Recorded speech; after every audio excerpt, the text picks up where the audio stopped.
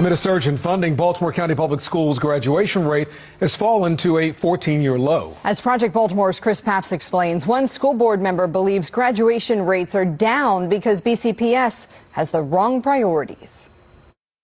Project Baltimore, over the past few weeks, has been reporting on high school graduation rates in our state.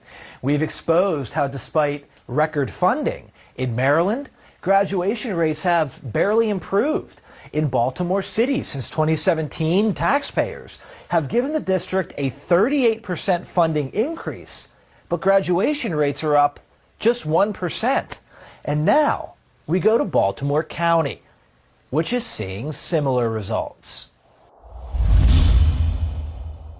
What do you feel is the current state of Baltimore County Public Schools? Uneasy. Maggie Domanowski, 4 years ago, ran for Baltimore County Board of Education because she says the district was failing in its core mission. We're not preparing these students to be productive adults, and we have to get better at it. Now, 4 years later, as Domanowski seeks re-election, she believes she has identified the main problem. The majority of the adults on the board in the school system make decisions that are in the best interest of adults. Which Domanowski says is hurting student outcomes. And recently released 2025 high school graduation rates appear to illustrate that. We have been educating students for how many years now? How are we getting worse at it? These are the graduation rates for Baltimore County Public Schools going back to 2011. That year, the graduation rate was 83.1%. From there, it began to increase to a high of 89.2% in 2018. But then it began to fall, all the way to 84.3% in 2025, which is now the lowest rate in 14 years. And in that time, the budget for the school system has greatly increased.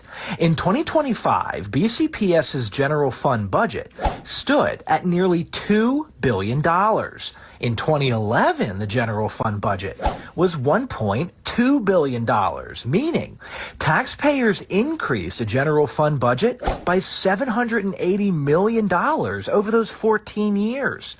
Which exceeds the rate of inflation. The solution is to make the best decisions for students, to forget about the cost, the money, the contracts, the bureaucracy. Every decision we make has to be because it's best for the student's education. What does that mean?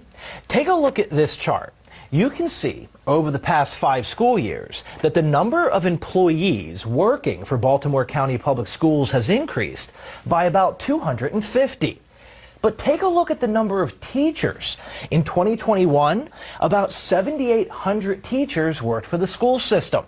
By 2025, that number was down to about 7,300.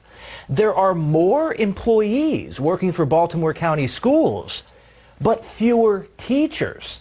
This is what Domanowski says is the problem. I understand that these are people's jobs, but the education system is not in the business of creating jobs for adults. They're in the business to educate students, period. And we've gotten away from that. You can see it in our numbers. Regarding the 14-year low in graduation rates, BCPS, in a statement to Fox 45, attributes heightened fears in our community regarding the uptick in immigration enforcement.